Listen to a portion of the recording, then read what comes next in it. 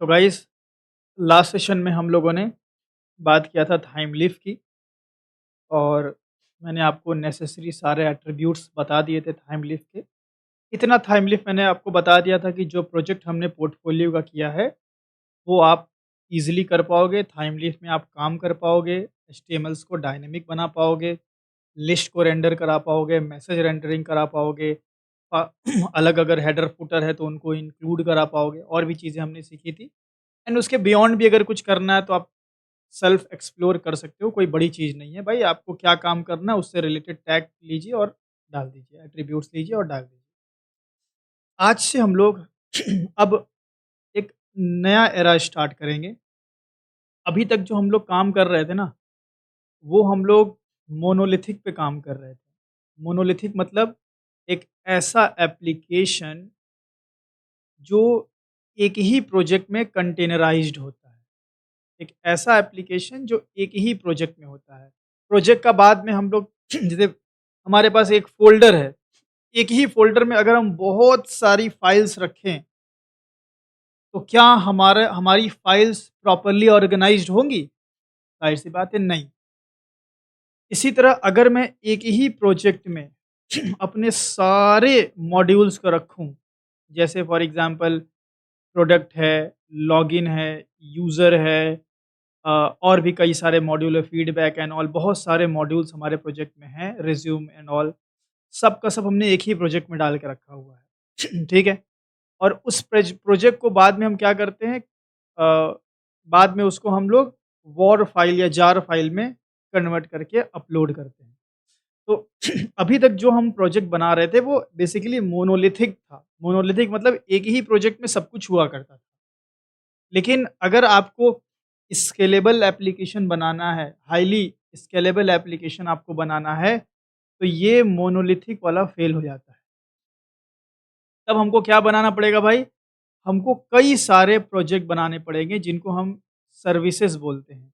कई सारे प्रोजेक्ट्स हम बनाएँगे, जिनको हम सर्विसेज़ बोलते हैं, और ये सर्विसेज़ आपस में कनेक्टेड होंगी, जिनको हम लोग बोलते हैं माइक्रो सर्विसेज़। तो अब क्या हम सीखने वाले हैं? अब हम उस तरफ बढ़ रहे हैं जहाँ पे हम एक प्रोजेक्ट में काम नहीं करेंगे, हम कई सारे छोटे-छोटे प्रोजेक्ट्स बनाएँगे, उनको सबको आपस में कनेक्ट करेंगे, और इसी को हम लोग बोलेंगे माइक्रो सर्विस।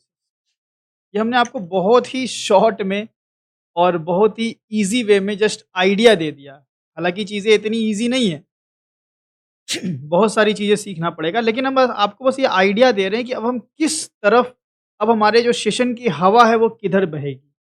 अब हम ऐसे कांसेप्ट्स पढ़ेंगे जो माइक्रो सर्विसेज़ को सपोर्ट करें, ठीक है? मोनोलिथिक क्या होता है, उसमें क्या प्रॉब्लम होती हैं, उसके एडवांटेज, डिसएडवांटेज, वो सारी बातें करेंगे। देन माइक्रो सर्विसेज़ पे भी स्लाइटली हम लोग धीरे-धीरे आने वाले सेशंस पे मूव करेंगे, ठीक है? लेकिन इन सब को पढ़ने से पहले हमें पढ़ना पड़ेगा रेस्ट एपीआई। माइक्रो सर्विसेज़ मतलब हो गया 2 प्रोजेक्ट। मान लो एक प्रोजेक्ट आपने बनाया है जावा में, एक प्रोजेक्ट आपने बनाया है पाइथन में। तो जावा और पाइथन आपस में कैसे कनेक्ट होंगी? तो जवाब है एपीआई से। तो कहीं न कहीं जब भी हम 2 प्रोजेक्ट को कनेक्ट करना चाहते हैं तो हमें ज़रूरत पड़ती है रेस्ट एपीआई। तो आज के सेशन से हम लोग रेस्ट एपीआई की बात, मतलब आज के सेशन से हम लोग रेस्ट एपीआई स्टार्ट करेंगे और हम लोग पूरे की पूरी रेस्ट एपीआई को एक्सप्लोर करेंगे। ठीक है? ध्यान रहे रेस्ट एपीआई क्यों पढ़ रहे हैं? रेस्ट एपीआई हम इसीलिए पढ़ रहे हैं क्योंकि हमें माइक्रो सर्विसेज आर्किटेक्चर डेवलप करना है, और माइक्रो सर्विसेज आर्किटेक्चर में कई सारे छोटे-छोटे प्रोजेक्ट्स होते हैं जिनको हम लोग सर्विसेज बोलते हैं। उन सर्विसेज को आपस में कनेक्ट करने के लिए एपीआई की ज़रूरत पड़ती है। अभी चीज़ें हो सकता है आपको ऊपर से जा रही हों, आप रिलेट नहीं कर पा रहे होंगे, समझ में भी आ रहा होगा तो बहुत एक थ्योरेटिकल बेस पे समझ में आ रहा होगा। ठीक है, चलो सब कुछ साइड करो, जो भी मैंने अभी तक बताया। सिर्फ मैं आइडिया दे रहा था कि हम क्यों ये सब चीज़ें पढ़ रहे हैं, बाकी डिटेल में समझेंगे।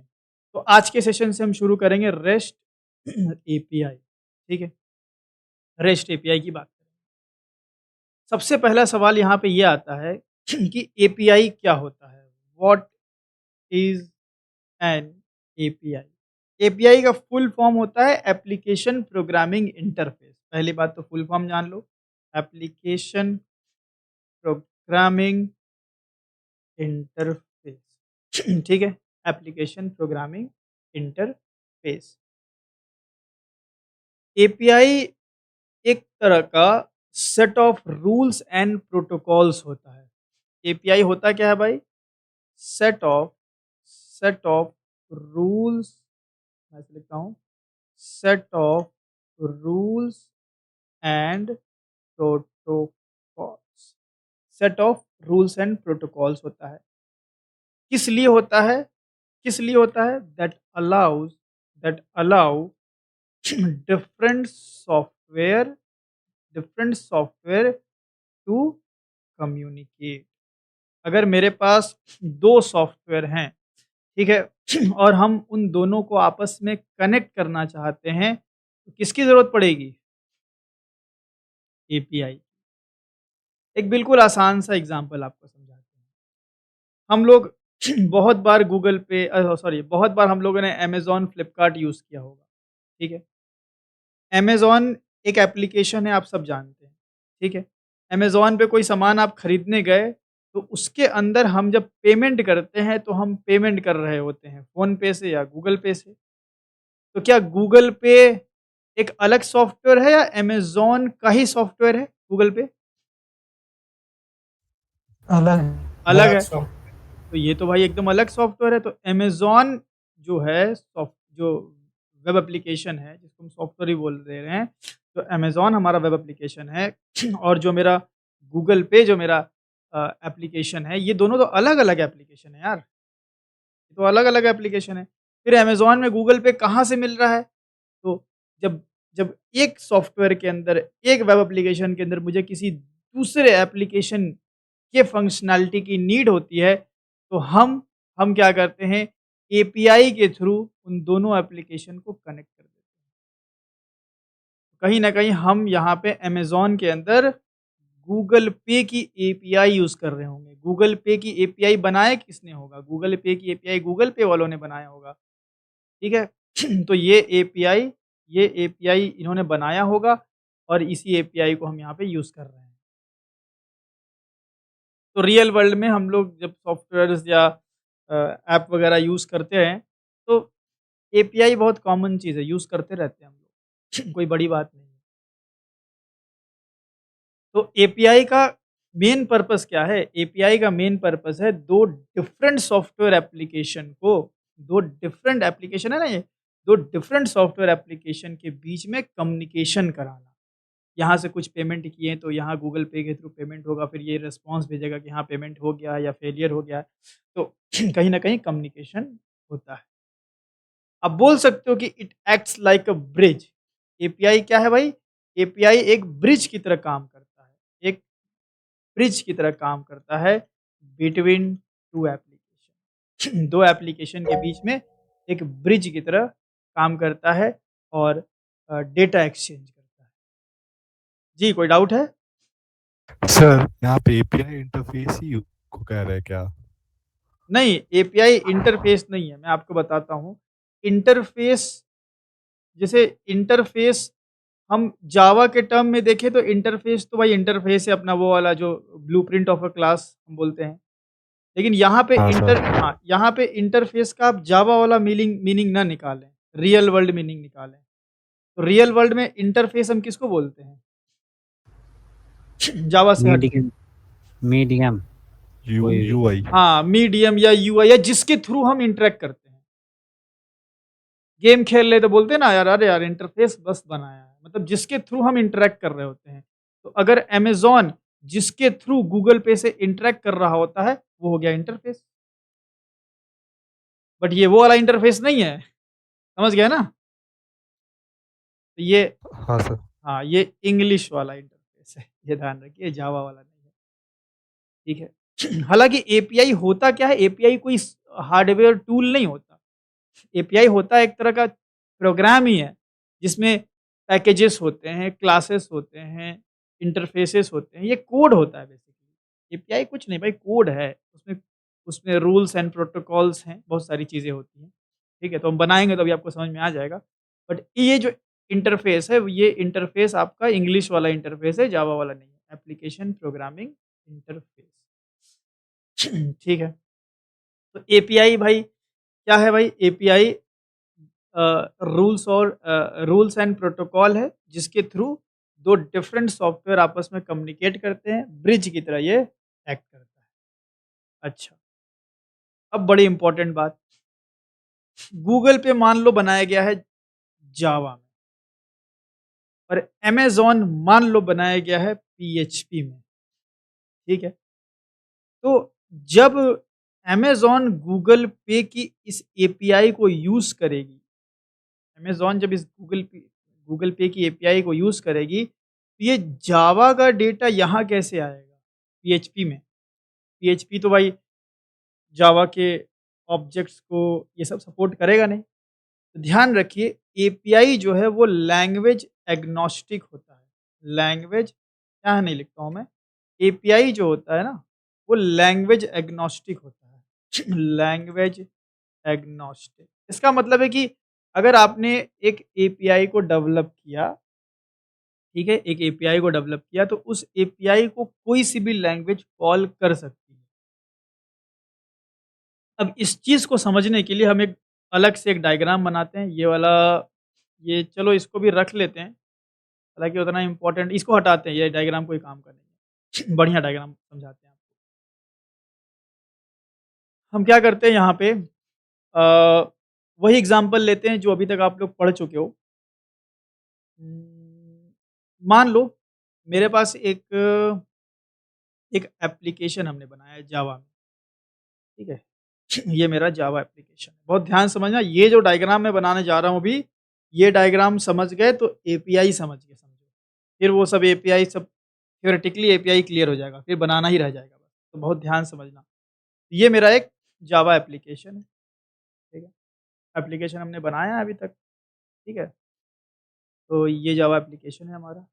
जावा एप्लीकेशन जो है हमारा वो अ, उसको हमने कनेक्ट करके रखा है एक डेटाबेस से, ठीक है? कनेक्टिविटी के लिए हमने डेटा जेपीई का यूज़ किया होगा। तो ये हमारा आ गया, ये कनेक्टिविटी हो गई हमारी डेटाबेस से, ठीक है? और जब भी मुझे कोई डेटा इंसर्ट करना होगा मैं इधर जाऊँगा और फिर वहाँ से मुझे एक रिस्पॉन्स मिल जाएगा और इस तरीके से काम होता है हम लोग का बेसिकली, ठीक है? कुछ ऐसे।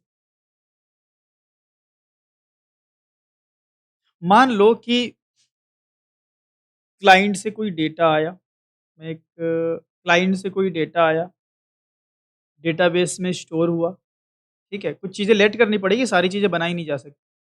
क्लाइंट से कोई डेटा आया, डेटाबेस में स्टोर हुआ, स्टोर होने के बाद एप्लीकेशन जो हमारा है ये जो एप्लीकेशन है, ठीक है? मैं इसको हटाता हूँ यहाँ से। जो ये या इसको मान लो कि ये हमारा पूरा का पूरा ये है, कंट्रोलर है, ठीक है? या मैं बोलूँ कि ये बैकएंड सिस्टम है, ठीक है? Backend system. तो जब क्लाइंट से डेटा आया, डेटाबेस में गया, तो वापस से बैकएंड सिस्टम रिस्पॉन्स कहाँ देगा? आपके अभी तक के नॉलेज के हिसाब से, बैकएंड सिस्टम रिस्पॉन्स कहाँ देगा? हुँ? कंसोल में। कंसोल में देगा। वाह रे वाह! Controller controller controller backend system response controller पे थोड़ी देगा, कंट्रोलर खुद बैकएंड है। यूआई पे। यूआई पे देगा, यूआई पे देगा। तो एक हमारी यूआई है, ठीक है? ये हमारी यूआई है। और मान लो कि भाई डेटा आया, स्टोर हुआ और देन हमें यूआई पे जाना है। यूआई हमारा है मान लो home.jsp, ठीक है? home.jsp ये हमारा home.jsp है, ठीक है? इसी पे कंट्रोल वापस जाएगा, ठीक है? तो अब या इस पे कंट्रोल ले जाने के लिए हम क्या करेंगे भाई यहाँ पे? हम एक कोड लिखेंगे, ठीक है? हम यहाँ पे एक कोड लिखेंगे। क्या कोड लिखेंगे भाई? जो भी है, कुछ भी है लेकिन इतना तो पक्की बात है कि रिटर्न होगा रिटर्न होम, सही है ना? Yes sir. रिटर्न होम कर लेंगे और यहाँ पे मैं क्या करूँगा, जाते समय मॉडल में एक डेटा भर दूँगा। मॉडल डॉट ऐड एट्रीब्यूट, मैं शॉर्ट में लिख रहा हूँ, ठीक है? और एट्रीब्यूट में यहाँ पे की वैल्यू पेयर में डेटा भरा दिया। भर दिया और भेज दिया, ठीक। और जैसे ही हमने रिटर्न किया हमारा कंट्रोल जाएगा जीएसपी पे, ठीक है। अब आप ये सोचो कि ये जो मॉडल में डेटा स्टोर हुआ है, वो जिस मेमोरी में स्टोर हुआ होगा, मॉडल ने जिस मेमोरी में डेटा स्टोर किया, क्या जीएसपी में उसी मेमोरी से डेटा उठाया जाएगा?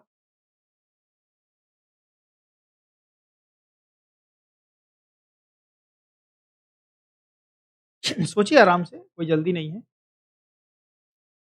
जब मॉडल में हम मान लो एक लिस्ट डाल रहे हैं, मान लो एक लिस्ट, मॉडल में लिस्ट डाला है हमने, पहले आपको दिखाया लिस्ट डाल के। Yes sir. तो मॉडल में अगर हमने लिस्ट डाली है, तो लिस्ट डाली मतलब लिस्ट टेम्पररी कहीं स्टोर हुई होगी। तो जब जीएसपी में यस मैं सर। उस लिस्ट को प्रिंट कराता हूँ, तो क्या मैं उसी मेमोरी से निकाल रहा होता हूँ या कोई नई लिस्ट होती है वो? उसी मेमोरी से उसी निकाल रहे मेमोरी, हो। करेक्ट, उसी मेमोरी से निकाल रहे होते हैं। इसका मतलब कि यहाँ पे जो बैकएंड सिस्टम है, यहाँ पे जो सर्वर साइड और यहाँ पे जो क्लाइंट साइड है, क्या वो क्या वो सेम मेमोरी को यूज़ कर रहे हैं? क्या वो एक ही वर्ल्ड के अंदर हैं? क्या वो एक ही स्ट्रक्चर के अंदर हैं? बोल सकते हैं हम। Yes sir. इसीलिए जब हम यहाँ से रिटर्न होम करते हैं तो हमें मतलब दिक्कत नहीं होती भाई, क्योंकि भाई हम सिर्फ़ कंट्रोल यहाँ पे लेकर के जाते हैं। हम सिर्फ़ कंट्रोल यहाँ से यहाँ लेकर के जाते हैं। इसको भी सब कुछ एक्सेस रहता है। जीएसपी में हम सारे मेमोरी एक्सेस कर ही सकते हैं। अगर यहाँ मॉडल में डाले हैं तो यहाँ से निकाल ही सकते हैं। इसीलिए हम इसको बोलते हैं मोनोलिथिक एप्लीकेशन। क्या ये आपस में एक ही सिस्टम के अंदर नहीं है पूरा का पूरा, क्लाइंट और सर्वर? Yes sir. ये एक ही में है। इसीलिए हम इसको बोलते हैं मोनोलिथिक। मोनोलिथिक का यही डेफिनेशन होता है, एक ही में होना, ठीक है?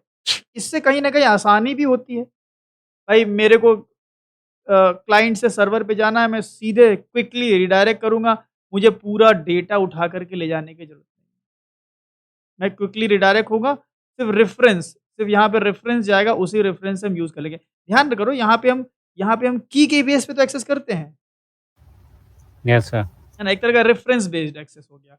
की के बेस पे वो एक्सेस कर ले रहा होता है और कोई दिक्कत होती नहीं है। मोनोलिथिक एप्लीकेशन में जब बैकएंड से हम फ्रंट पे सर्वर साइड से क्लाइंट साइड पे डेटा को भेजते हैं जब, तो जो सर्वर साइड है और जो क्लाइंट साइड है वो कंपैटिबल होना चाहिए। मतलब जो क्लाइंट है वो बैकएंड कंपैटिबल होना चाहिए। मतलब कि मान लो कि भाई बैकएंड से आ रही है लिस्ट, तो क्लाइंट को लिस्ट समझ में आनी चाहिए ना कि what is list, yes sir. है ना? तो इसीलिए जो जेएसपी है, क्या वो जावा कंपैटिबल है? Yes sir. जीएसपी को समझ में आता है भाई कि अगर मैं यहाँ से पूरा का पूरा लिस्ट हूँ, तो ये लिस्ट इटरेट कर सकता है। यहाँ मैप लेकर के हूँ, ये मैप इटरेट कर सकता है। ये पूरा का पूरा जावा का कोड लिख सकता है। उसी तरह टाइमलीफ, क्या ये भी कंपैटिबल है? Yes sir. हाँ, कुछ भी लेके जाओ, टाइमलीफ भाई जावा के कोड को समझती है, टाइमलीफ प्रिंट कर देगी। तो मोनोलिथिक एप्लीकेशन में यही वजह है कि फ्रंट में हम, क्लाइंट साइड पे हम, हालाँकि जेएसपी हमारी सर्वर साइड टेक्नोलॉजी है, टाइमलीफ भी हमारी सर्वर साइड टेक्नोलॉजी है। वो आपको बताया ना जे भाई, वो हम लिखते हैं लेकिन वो बैकएंड में सर्वर पे जा करके जेएसपी रिज़ॉल्व होके सॉलिड पे कन्वर्ट होती है। Yes sir. लेकिन क्लाइंट पे कहीं न कहीं क्लाइंट साइड पे हमें डायनामिक डेटा तो दे देती है ना। तो ये ध्यान रखिएगा कि मोनोलिथिक एप्लीकेशन में सर्वर साइड और client side should be compatible. अब ऐसा नहीं हो कि भाई आप यहाँ से रिडायरेक्ट कर रहे हो और इसको समझ में ही ना आए कि क्या भाई क्या चल रहा है। इसीलिए हम जेएसपी का यूज़ करते हैं, क्योंकि जेएसपी समझ सकती है जावा बेस्ड ऑब्जेक्ट को, टाइमलीफ जावा बेस्ड ऑब्जेक्ट को समझ सकती है। तो ये बिल्कुल एक बढ़िया इकोसिस्टम हो जाता है। और कहीं न कहीं अगर यहाँ कोई डेटा हम स्टोर करके यहाँ जाते हैं क्लाइंट साइड पे, तो ये उसी सेम मेमोरी से एक्सेस भी कर लेती है। मतलब कि मेमोरी भी सेम है। मतलब controller when the controller sets data in the model, ठीक है? देन सेम मेमोरी क्या होती है, सेम मेमोरी का जो रेफरेंस होता है वो थाइमलीफ और जीएसपी पे अवेलेबल होता है। इसीलिए हमें कोई दिक्कत होती नहीं है और आसानी से सारा काम हो जाता है। तो मतलब हमारे साथ क्लाइंट से डेटा आया, डेटाबेस में गया और फिर हमने कुछ लिस्ट ऑफ डेटा home.jsp भेजा और प्रिंट कर दिया। इसमें कोई दिक्कत? ये तो किए हो आप लोग, यस सर, ये तो सब किया है आप लोगों ने। मान लो सीन होता कुछ ऐसा कि मेरे पास एक पाइथन का एप्लीकेशन है। मैं आगे चल के आपको बनवाऊँगा अभी। एक पाइथन का एप्लीकेशन है, पाइथन एप्लीकेशन। इस पाइथन के एप्लीकेशन को मैं बिल्कुल अलग ही रन कर रहा हूँ, कोई डिफरेंट प्लेस पे, डिफरेंट पोर्ट पे, एक अलग ही इसका इकोसिस्टम है, अपना रन हो रहा है। जावा अपनी-अपनी जगह रन हो रही है, पाइथन अपनी-अपनी जगह रन हो रहा है, ठीक है। और इस पाइथन के एप्लीकेशन में मैंने कोड लिखा है एक ग्राफ बनाने का। ग्राफ बनता है ना वो, ऐसे लाइन ग्राफ होता है ऐसे। Yes sir, pie chart. हाँ, पाई चार्ट हो गया, लाइन ग्राफ, बार ग्राफ, है ना? तो मैंने ग्राफ का कोड लिखा है, लेकिन ग्राफ बनाने के लिए मुझे चाहिए डेटा, मुझे चाहिए डेटा। डेटा कहाँ से आएगा? डेटा आएगा जावा से। तो अगर मैं बोलूँ कि ये जो आप home.jsp भेज रहे हो, यही डेटा मुझे पाइथन में भी चाहिए, यही डेटा पाइथन में भी अगर मुझे चाहिए, तो क्या जावा के ऑब्जेक्ट को हम पाइथन में ला करके प्रिंट कर सकते हैं? क्या पाइथन जावा के ऑब्जेक्ट को समझेगा? No sir. नहीं समझेगा। No sir. समझ रहे हैं? ये समझेगा ही नहीं। और दूसरी बात, हम यहाँ से रिटर्न लिखते हैं, तो रिटर्न का मतलब है कि ये सीधा जा कर के आइदर जेएसपी या थाइमलीफ सर्च करता है। बाय डिफ़ॉल्ट थाइमलीफ सर्च करता है, थाइमलीफ नहीं अवेलेबल है तो जेएसपी सर्च करेगा। लेकिन क्या ये रिटर्न लिखने पे ये इस एप्लीकेशन के बाहर सर्चिंग करेगा या एप्लीकेशन के अंदर ही करेगा, with in the application? With in the application. हाँ, ये रिटर्न तो भाई विद इन द एप्लीकेशन ही करेगा, ये एप्लीकेशन के बाहर नहीं करेगा। तो ये जो हमारा पूरा पाइथन है, ये तो भाई आउटसाइड द वर्ल्ड है। पहली तो प्रॉब्लम यही हो गई कि ये आउटसाइड द वर्ल्ड है, आउटसाइड द वर्ल्ड, ठीक है। दूसरी दिक्कत ये है कि ये इसको जावा के ऑब्जेक्ट नहीं समझ में आते हैं। नॉट कंपैटिबल, मतलब कंपैटिबल बोले तो कि जावा के ऑब्जेक्ट को डायरेक्टली नहीं समझ सकती। Not compatible directly, directly compatible भी नहीं है भाई। ऐसा नहीं कि जावा का ऑब्जेक्ट डायरेक्ट लाएँ और हम प्रिंट मार दें। तो इसी का सॉल्यूशन है एपीआई। हम क्या करते हैं, हम एक एपीआई क्रिएट करते हैं। देखो अब इसी का सॉल्यूशन एपीआई। हम क्या करते हैं, हम यहाँ पे एक एपीआई क्रिएट करते हैं। देखो एपीआई, एपीआई बेसिकली क्या होता है, एपीआई एक एंड पॉइंट होता है। एपीआई एक एंड पॉइंट, एक यूआरएल होता है, एक यूआरएल होता है, ठीक है? जो यूआरएल पब्लिकली एक्सपोज्ड होता है, anyone can call this URL. तो यहाँ से अगर इस एप्लीकेशन के बाहर से अगर मुझे जावा का डेटा चाहिए, तो मुझे ये यूआरएल एक्सेस करना पड़ेगा। आप सोचो, अगर मेरे को जीएसपी से कोई कंट्रोलर चलाना होता था, तो मैं क्या लिखता था? कंट्रोलर का नेम, बस। Local host. हाँ, नहीं यस लोकल होस्ट कहाँ लिखते थे? लोकल होस्ट कहाँ लिखते यस थे? Sir, yes sir. सिर्फ एचरएफ में देते थे /सेव, कंट्रोलर नेम। कंट्रोलर चल जाता था, क्योंकि वो सेम ही सिस्टम में था ना भाई, वो सब एक ही घड़े के अंदर है ना, तो समझ जाता था भाई /सेव मतलब यहाँ जाना है। लेकिन यहाँ लिखे हम /सेव, क्या सेव? नहीं चलेगा। नहीं चलेगा, क्योंकि वो एक ही सिस्टम में है ही नहीं। तो यहाँ पे हमें पूरा यूआरएल ही कोड में लिखना पड़ेगा। जैसे वहाँ हम एचरएफ में /सेव लिखते थे ना, यहाँ लिखेंगे पता है क्या? लोकल होस्ट :8080/ मान लो यूआरएल है API/get। अब ये API/ ये पूरा क्या हुआ, ये इसी को बोलते हैं एपीआई का यूआरएल, यही है। ये एपीआई का, इसी को बोलते हैं एंड पॉइंट, एपीआई यूआरएल। तो हम एक एपीआई बनाते हैं जिसका एक यूनिक यूआरएल होगा। ये नहीं कि भाई 10 एपीआई बना दें, सबका यूआरएल सेम रख दें, तो कन्फ्यूजन हो जाएगा ना, किसको कॉल करना है। तो एपीआई क्या है? एपीआई एक एंड पॉइंट है। एपीआई एक एक इंटरफेस है, जावा वाला नहीं, इंग्लिश वाला इंटरफेस है, जो बाहरी किसी एप्लीकेशन को आपके एप्लीकेशन से जोड़ता है। कैसे जोड़ता है? भैया आपको एक यूआरएल दे देगा, जैसे ही आप इस यूआरएल को हिट करोगे आपकी ये वाली एपीआई रन हो जाएगी कट से। एपीआई रन हो गई। इस एपीआई के अंदर क्या कोड लिखा है? एपीआई के अंदर कोड लिखा है कि जाओ डेटाबेस में जाओ, डेटा वेटा लेकर के आओ। डेटा आ गया। Yes sir. तो इस तरह से देखो एपीआई कॉल होती है। तो अब पाइथन भी जावा की एपीआई कॉल कर लेगा। समझ में आ रहा है? Yes sir. इसीलिए बोला जाता है कि एपीआई लैंग्वेज एग्नोस्टिक है, कोई भी इसको कॉल सकता है। यहाँ पीएचपी का एप्लीकेशन हो तो कोई भी एप्लीकेशन हो, बस ये यूआरएल की ज़रूरत है और उस लैंग्वेज में एपीआई कॉल करने का सिस्टम होना चाहिए, बस कॉल हो जाएगा। ये यूआरएल हिट करेंगे, एपीआई कॉल हुई। अब सवाल ये है कि जब कॉल हुई तो यहाँ से हम इसको क्या देंगे? लिस्ट तो नहीं दे सकते। ठीक है, जावा में लिस्ट है। यहाँ से जो डेटा आया क्या आया? मान लो लिस्ट ऑफ एम्प्लॉय आया, तो पाइथन लिस्ट ऑफ एम्प्लॉय समझेगी? No sir. क्योंकि एम्प्लॉय एंटिटी भी इसी के अंदर है, इसके पास तो एम्प्लॉय एंटिटी भी नहीं है। और लिस्ट तो जावा स्पेसिफिक ऑब्जेक्ट है, जावा यूटिल, वो भी नहीं समझेगी। तो इसीलिए जो एपीआई होती है वो एक डेटा एक्सचेंज फॉर्मेट को यूज करती है, जिसको हम लोग बोलते हैं जेसॉन।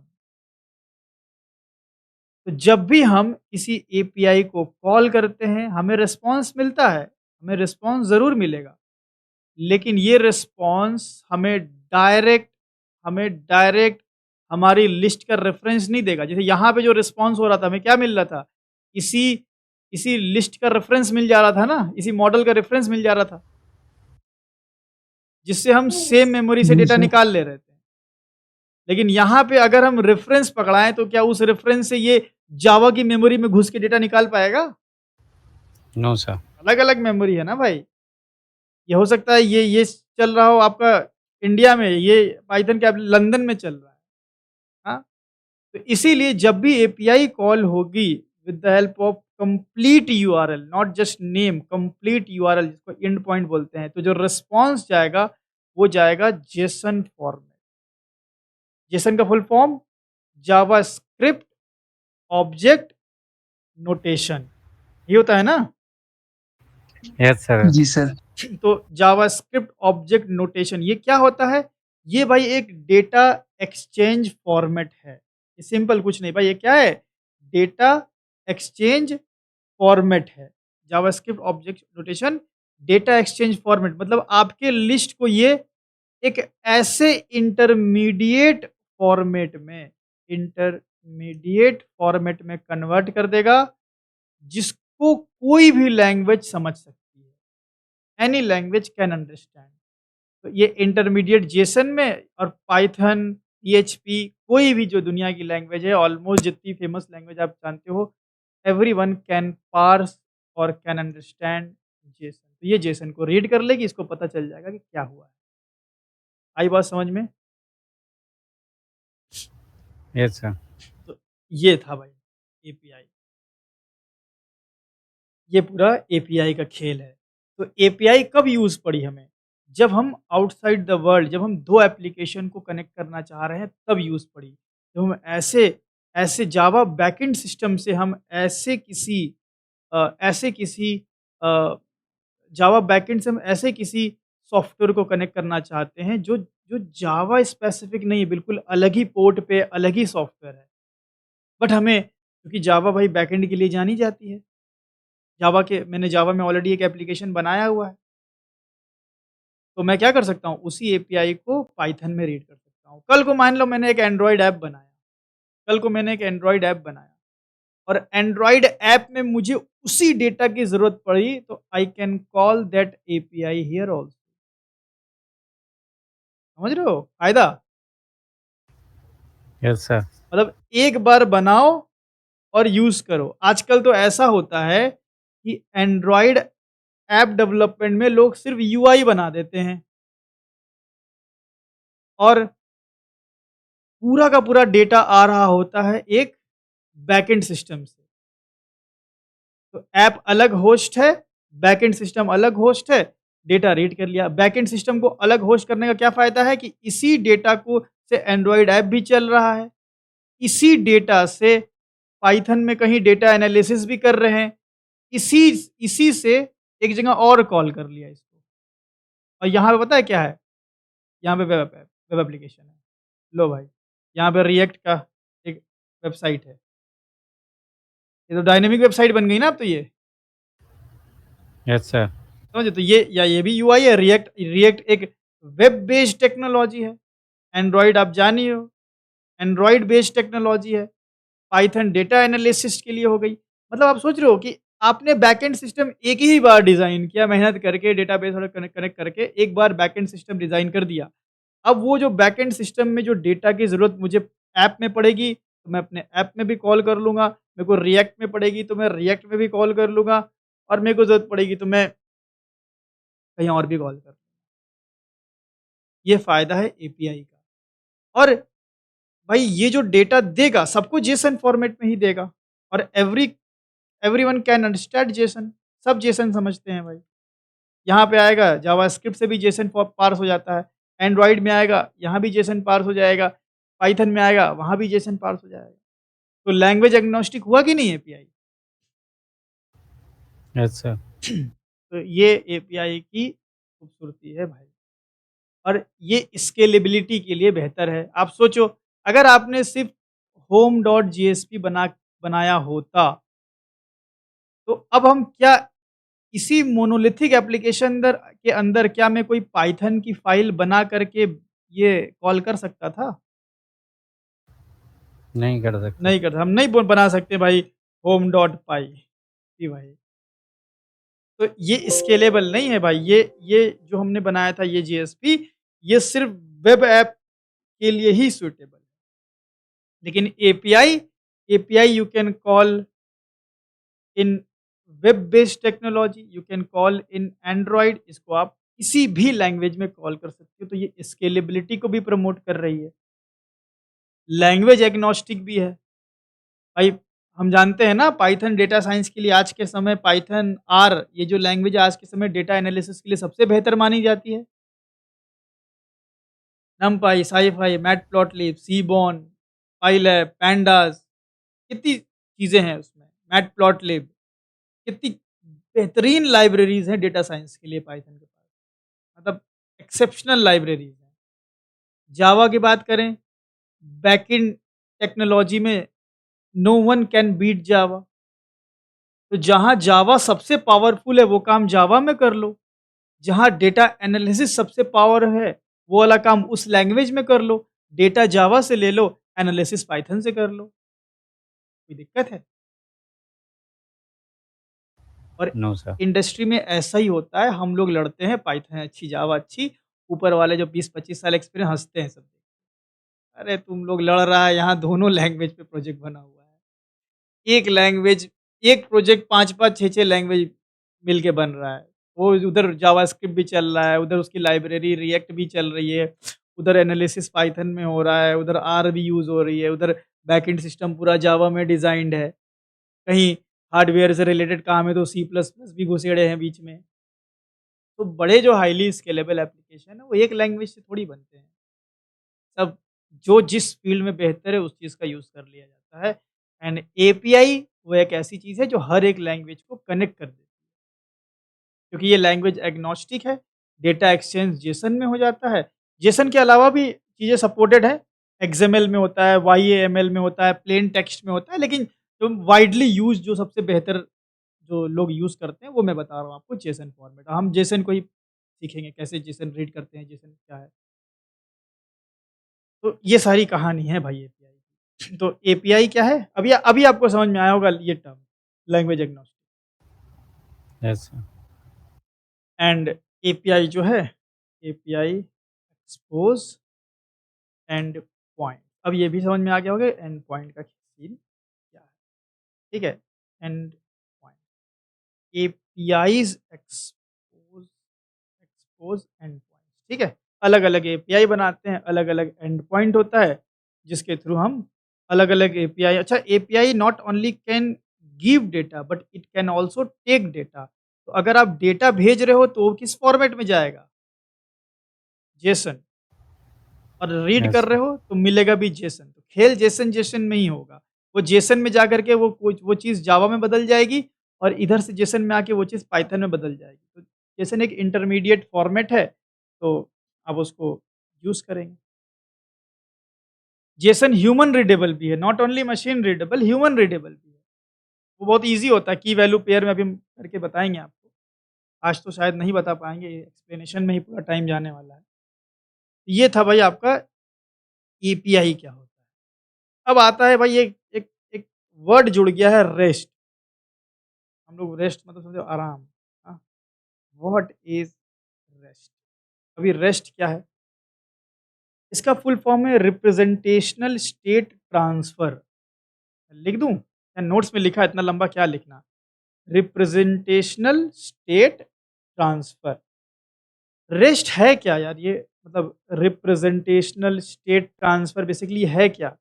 ये एक तरह का आर्किटेक्चर है या बोलो आर्किटेक्चरल स्टाइल है। सन 2000 में पीएचडी में एक होता है डॉक्टरल डिसर्टेशन, मालूम आप लोग को? कुछ सबमिट वबमिट किया जाता है। वो जब पीएचडी वीएचडी करते हैं तो लास्ट में कुछ सबमिशन होता है ना, यस सर। उसी को बोलते हैं डॉक्टरल डिसर्टेशन, ऐसे कुछ बोला जाता है। वो तो भाई प्रोनाउंस करने भी नहीं आ रहा है सब चीज़ें। तो ये जो डॉक्टर रॉय फील्डिंग थे, डॉक्टर रॉय फील्डिंग, इनका जो भाई पीएचडी ना किसी एक टॉपिक पे किया जाता है, कोई तुलसी पे कर रहा है, कोई धनिया पे कर रहा है, कोई खजूर पे कर रहा है, एक एक चीज़ चुन लिया जाता है। तो अपने कंप्यूटर साइंस में इन्होंने चूज़ किया था अपना ये नेटवर्किंग से related field, how distributed system connect together, how network application works, ये इनकी फील्ड थी। तो इस फील्ड में इन्होंने एक एक नया आर्किटेक्चरल स्टाइल को इंट्रोड्यूस किया था सन 2000 में, और ये इतना फेमस हुआ कि आज जितनी भी एपीआईज़ बन रही हैं, इन्हीं के प्रिंसिपल को यूज़ करके बन रही है, इन्हीं के आर्किटेक्चरल स्टाइल को यूज़ करके बन रही है। ये आपको इनकी पूरी चीज़ें जो जानकारी है मिल जाएगी आपको, देखो यहाँ पे है। ये आप गूगल कर लेना, rest doctor Roy fielding doctorate dissertation, तो आपको ये मिल जाएगा। इसको पढ़ सकते हो लेकिन कोई ज़रूरी नहीं है, हम तो कहेंगे।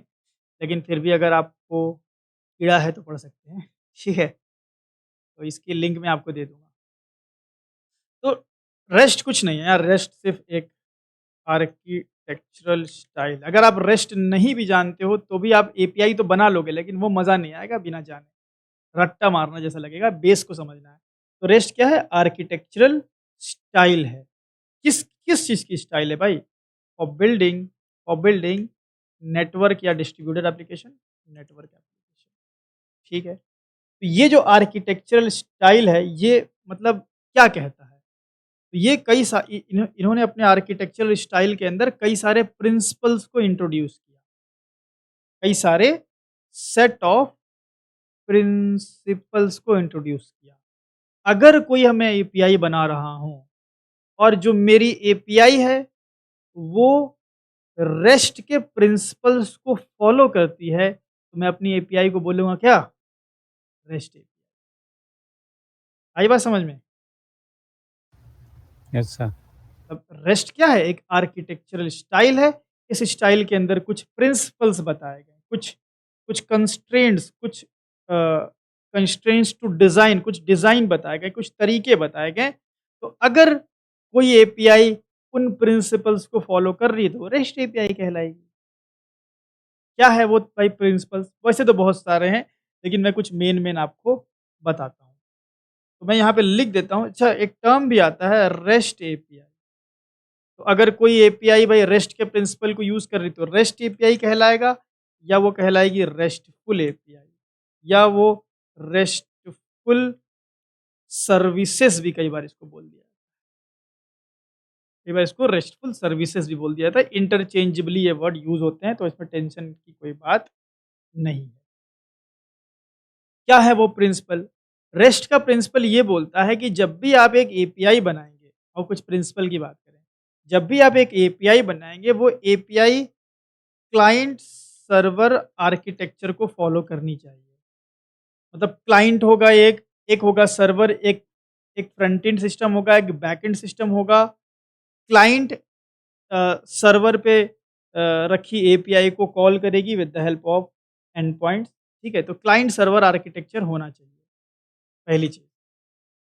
दूसरा रेस्ट का प्रिंसिपल ये बोलता है कि स्टेटलेसनेस होना चाहिए, स्टेटलेसनेस। अब ये जो टर्म है ना, वो समझने के लिए आपको थोड़ा पीछे का रिवाइज़ करना पड़ेगा। पता नहीं आप लोग रिवाइज़्ड है कि नहीं आपका? आज मैं अतुल आपने जो बनाया था पीडीएफ सॉलिड का, यस सर, वो थोड़ी कम है, वो दोबारा से बनानी है। अच्छा ऐसा है क्या? मैं ऐसे ही खोला, यस सर, रुको मैं खोलता हूँ कहाँ गया?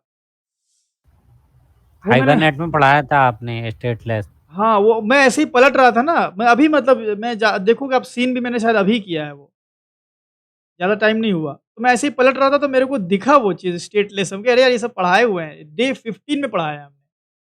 Session management, yes HTTP sir, का why HTTP considered stateless, why HTTP what is, तो ये स्टेटलेसनेस की बात पहले भी हुई है, ठीक है?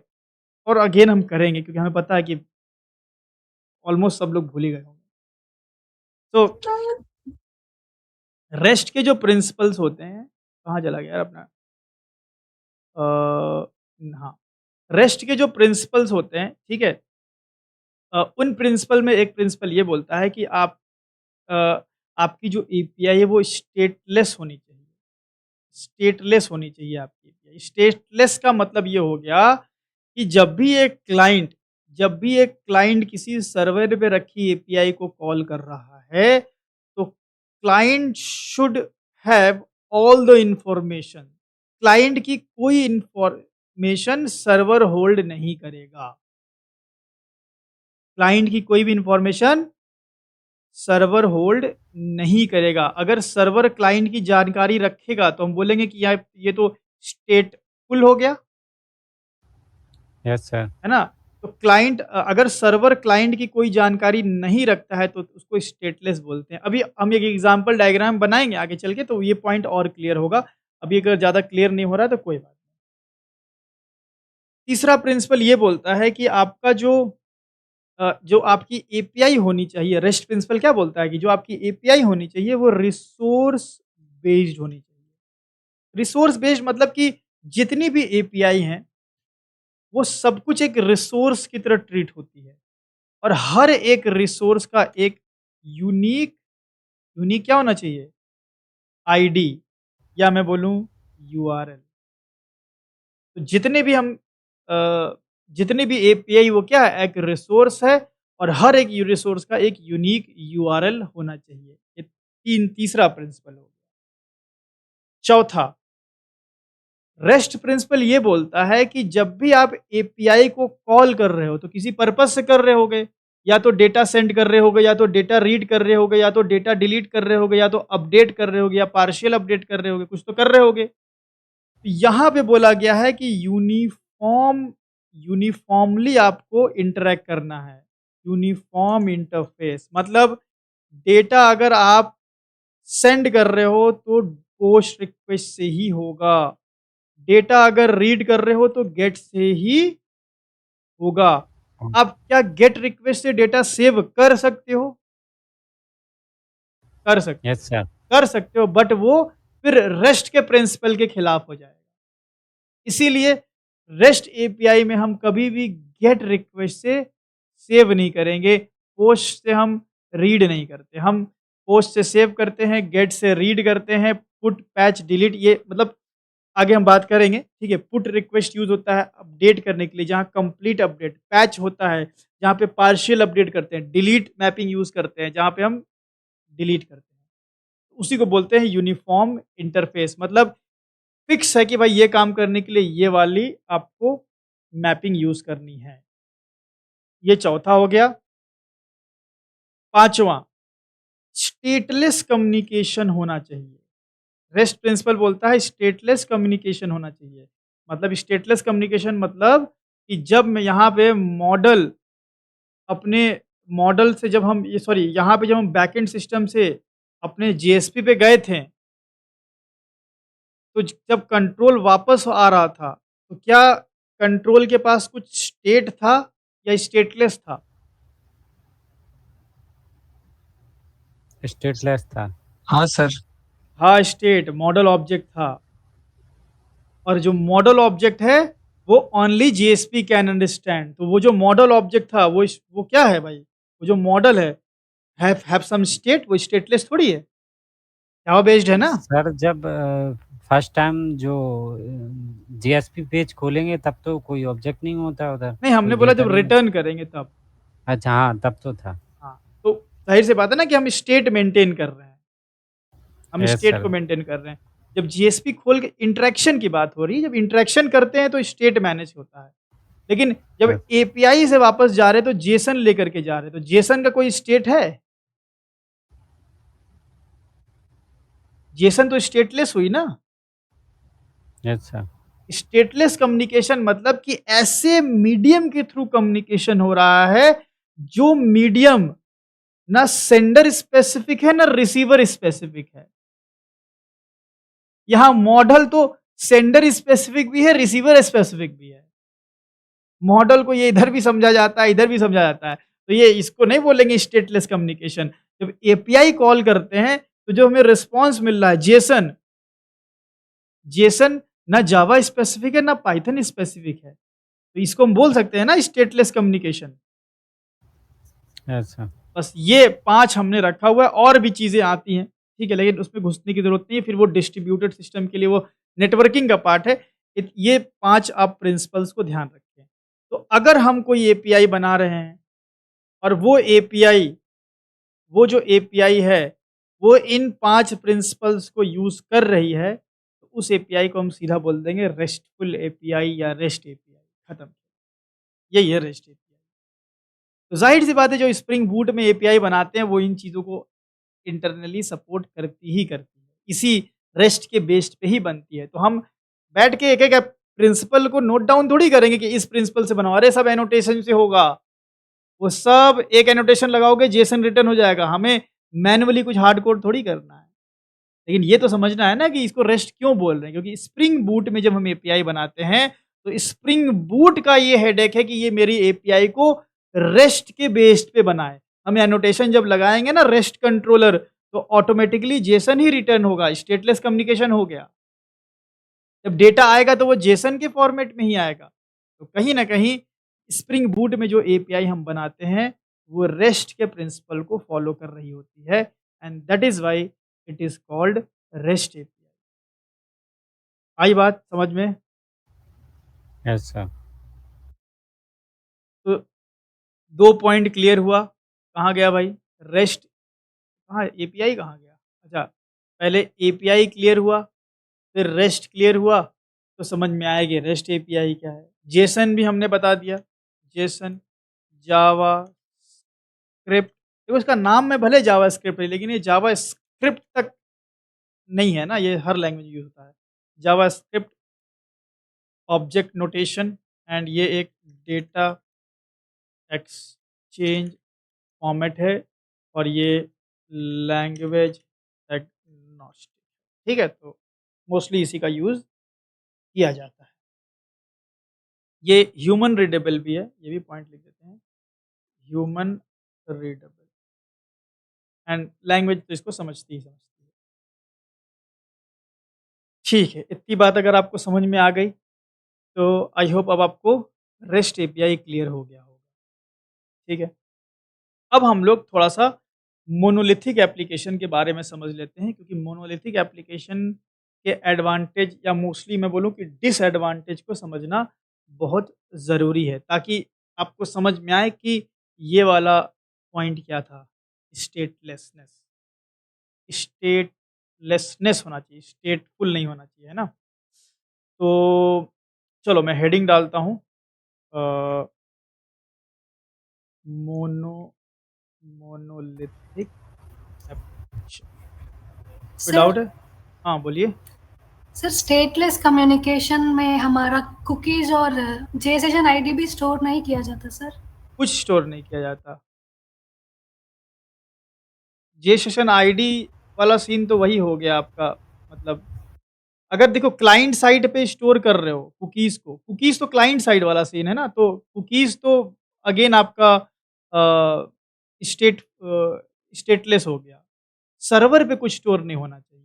लेकिन अगर आप जे सेशन आईडी क्रिएट हो रही है और फिर जे सेशन आईडी आपका क्लाइंट साइड स्टोर हो रही है, मतलब जे सेशन आईडी सिर्फ़ क्लाइंट के पास है, तो सर्वर के पास भी तो होता है ना सेशन। Yes sir. हाँ, तो अगेन वो स्टेटफुल हो गया। तो स्टेटलेस कम्युनिकेशन में कुछ भी स्टोर नहीं होगा। फिर आपको डाउट आएगा फिर कैसे होता है लॉगिन? तो उसके लिए हम यूज़ करते हैं जेसन वेब टोकन, जेडब्ल्यूटी ऑथेंटिकेशन। वो पढ़ेंगे हम लोग स्प्रिंग सिक्योरिटी में। बड़े कमाल की चीज़ है ये। सो मोनोलिथिक एप्लीकेशन को समझते हैं। मोनोलिथिक एप्लीकेशन का मतलब हो गया भाई एक सिंगल यूनिफाइड एप्लीकेशन। पहले मैं इसको हट ले रख लूँ अपने पास। ये काम का डायग्राम है आपका। थोड़ा गंदा है, लेकिन क्या करें? धंधा है। हाँ? अच्छा है। तो ये रख लेते हैं, ये आपको समझने में हेल्प करेगा। ठीक है। हम आज सर नोट्स आप अपनी बुक बनाओगे तो फिर कैसे एक्सप्लेन कर पाओगे ये डायग्राम? ये ऐसे थोड़ी तो हो गया, फिर तो खत्म है खेल। कोई समझ ही नहीं पाएगा क्या है। जो आपका स्टूडेंट होगा वही समझ पाएगा। सबसे ज़्यादा चैलेंजिंग यही मेरे को लगता है जब मैं नोट्स बनाता हूँ ना। मैं देखो मैं नोट्स बनाया हूँ, तो मैंने क्या किया इसमें आप देखोगे तो बोलोगे। अभी देखो अभी कितना फ्लो में कितना बढ़िया गया। अभी नोट्स बनाने से मुझे समझ ही नहीं आया यार क्या-क्या उसमें डालूँ, क्या-क्या करूँ, क्योंकि जब पढ़ाते हैं तो पॉइंट्स दिमाग में आता है।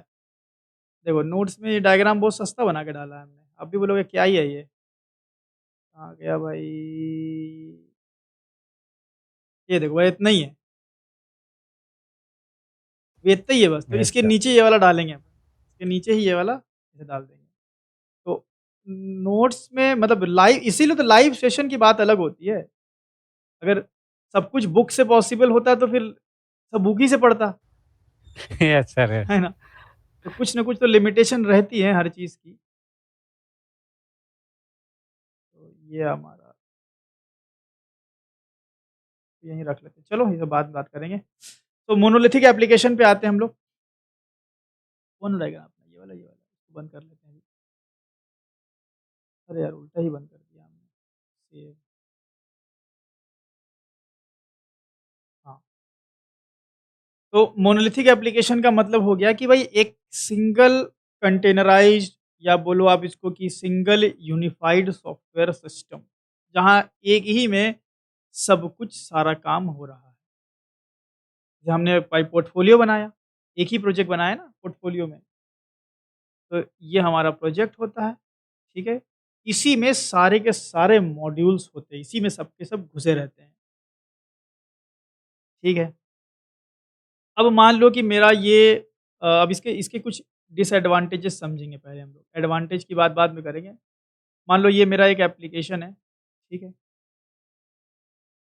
कुछ इस तरीके से ये हमने एप्लीकेशन डेवलप किया। इस एप्लीकेशन के अंदर कुछ मॉड्यूल्स हैं। एक मान लो है प्रोडक्ट मॉड्यूल, ठीक है? या मैं प्रोडक्ट नहीं लूँ, मैं पोर्टफोलियो से रिलेट करता हूँ। एक रिज़्यूमे मॉड्यूल है, हम लोग में था ना रिज़्यूमे वाला मॉड्यूल, यस सर। ठीक है? और एक हमारा है जो हम लोगों ने ऐड-वैड किया होगा सर्विसेज़ था ना एक, सर्विसेज़ मॉड्यूल, ठीक है? और एक हमारा था कॉन अबाउट। हाँ, कॉन्टैक्ट मॉड्यूल था और एक टेस्टिमोनियल था। ये अबाउट नहीं ले रहा हूँ क्योंकि वो शायद डायनेमिक नहीं था वो। और एक टेस्टिमोनियल, ठीक है? ये हो गया। अब इस एप्लीकेशन को आप लोग में से कोई पूछ भी रहा था कि सर होस्ट कैसे करते हैं? तो भाई उसकी एक एक हम उसको ना उसकी हम एक वॉर फाइल बनाते हैं, वेब आर्चिव फाइल। तो इसकी हम लोग एक एक फाइल बना देते हैं, वॉर फाइल, ठीक है? WAR फाइल, वॉर फाइल बनाते हैं, ठीक है? एंड वॉर फाइल बना करके जो मेरा सर्वर होता है, ये मेरा सर्वर है, ठीक है? ये है हमारा सर्वर। इसी सर्वर के ऊपर हम इसको क्या कर देते हैं? डिप्लॉय। इस सर्वर पे हमने कर दिया डिप्लॉय। एंड सर्वर का जो अपना पोर्ट होगा, सर्वर का पोर्ट स्लैश प्रोजेक्ट का नाम डालेंगे, प्रोजेक्ट खुल जाएगा। तो इस तरह से कुछ होता है। ये मोनोलिथिक एप्लीकेशन का तरीका है भाई कि आप एप्लीकेशन डेवलप करें, एक ही एप्लीकेशन होगा, तो काफ़ी इसमें टाइट कपलिंग भी होती है।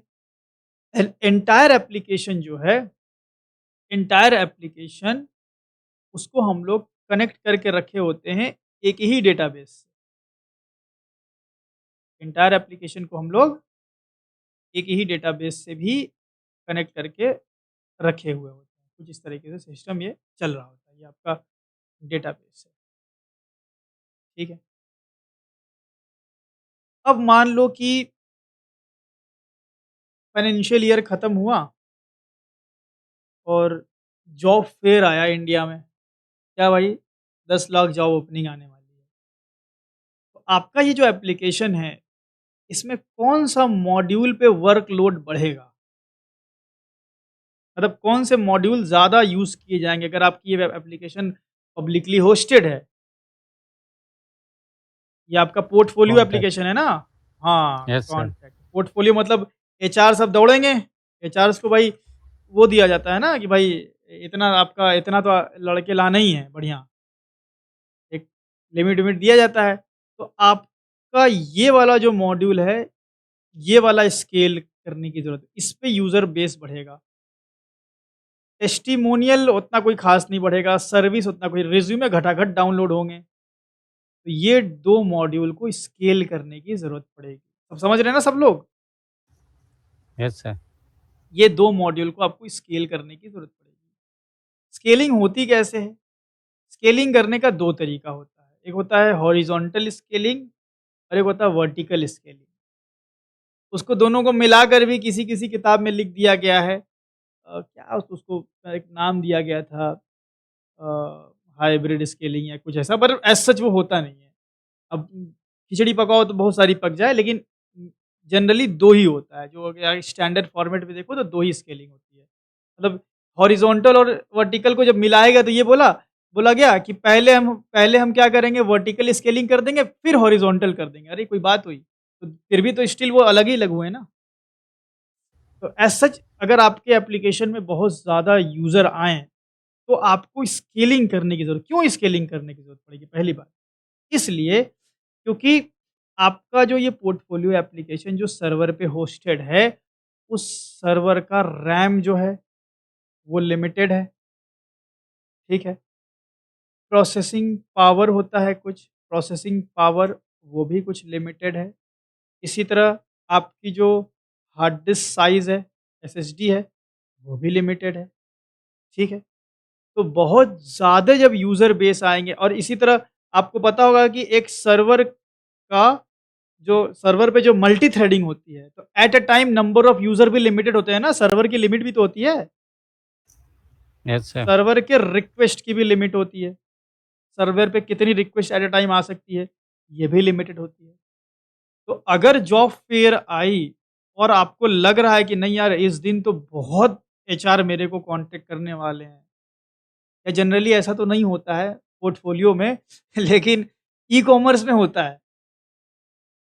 पोर्टफोलियो में तो ऐसा नहीं होगा कि आपको 1 करोड़ लोग एक दिन में कांटेक्ट कर दिए, भाई मेरे को जॉब चाहिए, भाई सुंदर पिच्चाई-विच्चाई तो बात अलग है। लेकिन उसको भी कोई ना करे भाई, उतना उसको इसलिए नहीं करे क्योंकि हम पैकेज ही नहीं दे पाएँगे। यस। उसको उसको इस गिनी-चुनी दुनिया में 5, 7, 10 कंपनी या 20 कंपनी निकलेंगी जो उसको कांटेक्ट, बाकी लोग पैसा ही नहीं दे पाएँगे। तो लेकिन अगर मैं ये एग्ज़ाम्पल इसलिए लिया क्योंकि आप बना चुके हो तब रिलेट कर पाओगे। लेकिन अमेज़न हो गया, फ्लिपकार्ट हो गया, ईबे हो गया, अभी सेल आ रही है, अभी देखो क्या होगा? सब लोग वेट कर रहा है कि सेल आए तो लैपटॉप खरीदें, सेल आए तो फ़ोन खरीदें। तो अब उस टाइम पे अगर नॉर्मली मान लो कि दिन के लाख यूज़र हैं, तो शायद सेल्स के टाइम पे दिन के 20 लाख यूज़र आ गए।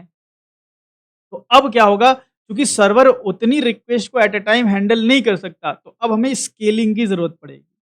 स्केलिंग में किया क्या जाता है? स्केलिंग में वो एक तो होता है vertical scaling, vertical scaling. Vertical scaling में जो आपका सर्वर होता है, उसका जो कॉन्फ़िगरेशन है, उसको इंक्रीज़ कर दिया जाता है। मतलब रैम बढ़ा दिया जाएगा, समझ रहे हैं? हार्ड डिस्क जो साइज़ है, वो सब इंक्रीज़ कर दी जाएगी। बट वर्टिकल स्केलिंग उतना ज़्यादा मतलब कह लो कि बेनिफिशियल नहीं होती है क्योंकि अगर सर्वर क्रैश किया तो सर्वर तो एक ही है, यस सर। तो अगर सर्वर क्रैश हुआ तो सब खत्म। बस करते रहो शॉपिंग फिर आप। तो सर्वर क्रैश हुआ तो सब जाएगा। इसीलिए हॉरिज़ॉन्टल स्केलिंग बजाय इसके ज़्यादा यूज़ किया जाता है।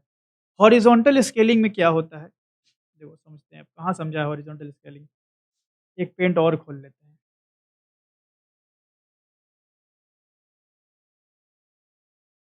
हॉरिज़ॉन्टल स्केलिंग में क्या किया जाता है कि आपका जो ये वॉर फाइल एक सर्वर पे अपलोडेड था ना, आपका जो ये वॉर फाइल एक सर्वर पे अपलोडेड था, हम ऐसे ही ऐसे 3-4 सर्वर्स ले आते हैं, डिपेंड्स ऑन ट्रैफ़िक। अगर मेरा एक सर्वर 1 लाख यूज़र को हैंडल कर सकता है, मेरे को लगता है 10 लाख बंदे आ सकते हैं तो मैं 10 सर्वर रखूँगा। 3 लाख आ सकते हैं तो 3 करूँगा। एक सर्वर 1 लाख तो 3 सर्वर 3 लाख, बाकी बैकअप के लिए एक और रख सकते हो, 4 रख सकते हो, तो मैं 3 सर्वर रख लिया। चलो 2 ही रखा मान लो, 2 सर्वर रख लिया, आसानी से समझ में आ जाएगा आपको। 1 सर्वर रख लिया और 1 सर्वर। और हॉरिज़ॉन्टल स्केलिंग में क्या होता है कि आपका जो प्रोजेक्ट है, जो आपकी वॉर फाइल है, उसी का एकदम सेम इंस्टेंस 2 सर्वर पे समझ लो कॉपी पेस्ट कर दिया जाता है, इस तरह। तो ये हुआ हमारा क्या? सर्वर 1 और ये हुआ सर्वर 2। तो इस तरीके से आपने पूरे प्रोजेक्ट को क्या किया? स्केल कर दिया 2 सर्वर पे।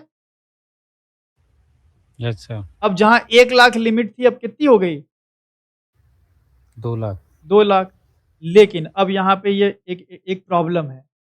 प्रॉब्लम ये है कि आप ये बताओ, क्या आपको सर्विसेज़ और टेस्टिमोनियल को स्केल करना था? नहीं करना था। इनको तो नहीं करना था। ये तो एज़ इट इज़ रहने वाले थे या कांस्टेंट रहने वाले थे। कांस्टेंट को मैं सीधी लाइन खींच देता हूँ, अगर ड्रॉप जाएगा तो डाउन करता मैं, कांस्टेंट रहने वाले हैं। तो इनको स्केल नहीं करना था, लेकिन मोनोलिथिक में हम पर्टिकुलर मॉड्यूल को उठा करके नहीं स्केल कर सकते। मुझे या तो पूरे एप्लीकेशन को ही स्केल करना पड़ेगा या तो मत करो। तो इन दोनों को बिना मतलब का ना हमने सर्वर 2 पे डाला। Yes sir. सर्विसेज मॉड्यूल फालतू का स्पेस लिया, टेस्टिमोनियल मॉड्यूल इससे रिलेटेड जो भी फाइल्स होंगी, एवरीथिंग जो भी डेटाबेस होंगे, सब सर्वर 2 फिर से झमेला बढ़ा। तो जिन चीज़ों को स्केल करने की ज़रूरत थी नहीं, मतलब आप सोचो कि अगर आपके प्रोजेक्ट में 1000 मॉड्यूल है और सिर्फ एक मॉड्यूल को स्केल करना है, तो भी आपको 999 मॉड्यूल को भी स्केल करना ही पड़ेगा। है कि नहीं प्रॉब्लम? टाइम कंज्यूमिंग भी हो गए। अ, टाइम कंज्यूमिंग आप बोलने से बजाय ये बोलो कि रिसोर्स कंज्यूमिंग होगा। क्योंकि हाँ, ये भी बोल सकते हैं। यस। जो अदर्स मॉड्यूल्स हैं वो जो रिसोर्सेज़ कंज़्यूम करेंगे और वो सर्वर 2 पे भी करेंगे, जबकि ऐसी एज़ सच ज़रूरत थी नहीं। हमें तो सिर्फ़ रिज़्यूमे और कॉन्टैक्ट मॉड्यूल को स्केल करना था। तो यहाँ पे देखो प्रॉब्लम नंबर 1 यही आई। प्रॉब्लम नंबर 1 ये आई कि हमें कंप्लीट एप्लीकेशन को क्या करना पड़ा? स्केल करना पड़ा। We can not scale a particular module.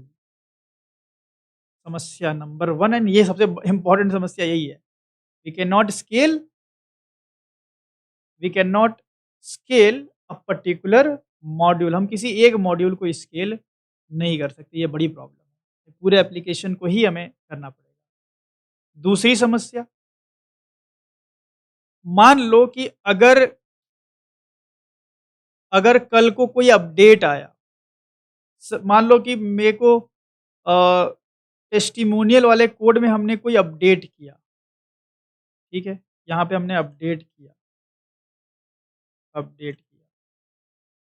तो इस अपडेट की वजह से मुझे अपने वॉर फाइल को रिक्रिएट करना पड़ेगा एंड पूरे होल एप्लीकेशन को रीडिप्लॉय करना पड़ेगा। समझ रहे हो दिक्कत? अच्छा, छोटे से चेंज, एक माइनर चेंज से भी पूरे के पूरे एप्लीकेशन को रीडिप्लॉय करना पड़ जाता है। ये भी एक दिक्कत है भाई।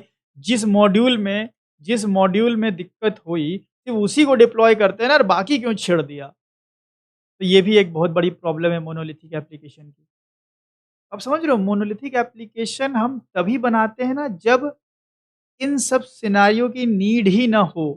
कैसा सिनेरियो कि हमें स्केल करना है या बहुत ज़्यादा ही मॉड्यूल्स हैं। 4 ठो मॉड्यूल है तो ठीक है ना यार, अपडेट किए डाल दिए, लेकिन 4000 मॉड्यूल है। एक अपडेट किया और फिर 3999 मॉड्यूल फिर रीडिप्लॉय कर रहे हो। करोड़ों यूज़र आने वाले हैं, फिर आप सेम एप्लीकेशन को डिफरेंट सर्वर्स पे डाल रहे हो। उसमें से एक कुछ सर्विसेज ऐसी हैं जो इसको स्केल होने की नीड ही नहीं, फिर भी रिसोर्स कंज्यूम कर रही हैं। तो ये सब चीज़ें कहीं न कहीं कॉम्प्लेक्स होती जाती हैं। रिसोर्स ज़्यादा कंज्यूम करती है, ज़्यादा लोड भी पड़ता है आपके सिस्टम पे। डिफरेंट सर्वर्स मैनेज करना, जितने सर्वर मैनेज करो फिर उतनी उस तरह की टीम हायर करना, तो कुल मिला के कॉस्टलियर हो जाता है और बहुत कॉम्प्लेक्स हो जाता है हैंडल करना। एक और समस्या देखो, एक बड़ी इंपॉर्टेंट समस्या और देखो। आपका एप्लीकेशन सर्वर 1 पे चल रहा था, अभी सर्वर 2 को थोड़ा देर के लिए समझो कि है ही नहीं यहाँ पे, ठीक है? आपका एप्लीकेशन सर्वर 1 पे चल रहा था। सर्वर 1 पे अ, सर्वर 1 पे बहुत सारे यूज़र आए, ठीक है? 1 यूज़र आया, 2 यूज़र आया, 3 यूज़र आया, करते ऐसा हुआ कि 1 लाख यूज़र आ गए, ठीक है? ए 1 लाख यूज़र आ गए, ठीक है? 1 लाख यूज़र आ गए। अच्छा, एक जब यूज़र आएगा, आपको हमने सेशन मैनेजमेंट पढ़ाया है, सेशन मैनेजमेंट आपको हमने पढ़ाया है। 1 लाख यूज़र मतलब 1 लाख यहाँ पे सेशन ऑब्जेक्ट बनेंगे, है कि नहीं? अरे भाई, जब एक यूज़र लॉगिन करेगा तो उसका उसका आईडी, पासवर्ड ये सब सेशन में स्टोर नहीं होगा, होगा। है ना? तभी तो लॉगिन होता है। अब लॉगिन ही भूल गए हैं तो फिर हम कुछ नहीं कर सकते। हाँ, हाँ। Yes sir. तो तो एक यूज़र आया भाई, दूसरा आया, तीसरा आया, ऐसे 1 लाख यूज़र आए, ठीक है? 1 लाख तक तो सँभाल लिया इसने और सबका सेशन स्टोर्ड है, ठीक है? ये हमारा यूज़र 1 है, ये मेरा बहुत ध्यान से समझना, ये बड़ी इम्पोर्टेंट और बड़ी ख़ास तरह की प्रॉब्लम है जिसके लिए स्टिकी सेशन एंड फलाना-ढिकाना क्या-क्या बनाया गया है सिर्फ़ इस प्रॉब्लम को सॉल्व करने के लिए। लेकिन वो बहुत कॉम्प्लेक्स हो जाता है, सॉल्व करना भी इसको। बहुत सारे यूज़र आए। अब 1 लाख के बाद ना एक और आना था, फिर एक यूज़र आया। तो अब वो यूज़र सर्वर 2 पे चल जाएगा ना? Yes sir. लेकिन हुआ ऐसा कि जब अगला बंदा आया ना, तो इसमें से ये शुरू के 2 यूज़र थे, इन्होंने अपना एप्लीकेशन को पॉज़ कर दिया या मतलब मिनिमाइज़ करके चले गए या पॉज़ कर दिया। मतलब अभी ये मतलब ऐसा किए हैं कि ये अब इस मान लो ये यूज़र 1 जो है ये थोड़ा देर के लिए ब्रेक ले लिया इसने। इसने थोड़ा देर के लिए ब्रेक ले लिया और यूज़र 2 ने भी, मैं थोड़ा छोटा लिखता हूँ, इसने थोड़ा देर के लिए ब्रेक ले लिया। ब्रेक लेने का मतलब है कि अब ये सर्वर पे कोई रिक्वेस्ट नहीं जा रहे हैं। नहीं जा रही है। इसने कोई सर्वर को रिक्वेस्ट नहीं, सर्वर को रिक्वेस्ट जब आती है जब हम कंटिन्यूअसली कुछ ना कुछ कर रहे होते हैं भाई, क्लिक किया तो वहाँ से डेटा रिस्पॉन्स आया, फिर क्लिक किया, यहाँ क्लिक किया, स्क्रॉल कर रहे हैं, तो सर्वर को हम यूज़ कर रहे हैं। लेकिन अगर हम ब्रेक ले लिए, फ़ोन भाई साइड में रख दिया, इन दोनों ने ब्रेक कर दिया, 2 बंदे ने ब्रेक ले लिया, ठीक है। तो इसका मतलब कि अब 2 यूज़र अगेन इस सर्वर पे आ सकते हैं, यस सर। है ना? 2 ने ब्रेक लिया, तो 2 बंदे तो आ ही सकते हैं। तो ये जो 2 बंदे उधर वाले जाने वाले थे, बोले, "अरे, अरे! रुक भाई रुक, इधर ही खाली हो गया, इधर ही चाप लेते हैं।"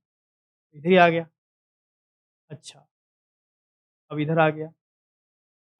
अब 1 लाख हो गया ना कंज़्यूम? Yes sir. अब ये दोनों जब फ़ोन खोलेंगे तो इनको भेजा जाएगा सर्वर 2 पे। यस सर, लॉग आउट हो जाएगा। हाँ, ये कांड हो गया। इनका सेशन तो सर्वर 2 पे है ही नहीं। इनका सेशन सर्वर 2 तो भाई एकदम नया सब सीन हुआ है, अभी भी बना हुआ है। तो भाई ये जो यूज़र 1 है और यूज़र 2 है, इनका सेशन अगर मुझे यहाँ पे नहीं मिला, तो ये बोलेंगे, "अरे! ये तो अचानक में भयानक, अभी तो हम सेल चल रही थी, हम तो सब फॉर्म-वॉर्म भर के रखे थे, हमको लॉग आउट मरवा दिया।" तो सेटिंग है इन लोग की, आपस में खाली अपने ही दोस्तों को माल बेच रहे हैं ये लोग। ऐसी फीलिंग आएगी? यस सर, लॉस तो हो गया उन लोगों लॉस का। हो गया। तो इसीलिए जब भी हम हॉरिज़ॉन्टल स्केलिंग करते हैं, 1 लाख भी सेशन है ना, तो हमें नहीं पता साला कौन आराम कर रहा है। तो सभी के सेशंस को दूसरे सर्वर पे भी डालना पड़ता है। हुई ना मेमोरी कंज्यूमिंग? ताकि अगर यूज़र 1 जी सर। हाँ, ताकि यूज़र 1 अगर आराम करके दोबारा आए तो वो लॉग आउट ना हो जाए, अगर वो सर्वर 2 पे भी आ रहा है तो भी। और ये कैसे होता है भाई कि सर्वर अभी ये भी भर गया है तो दूसरे पे जाया जाए, इसको बोलते हैं लोड बैलेंसिंग। लोड बैलेंसिंग जो एनजिन-एक्स करके टूल है, उसके थ्रू किया जाता है।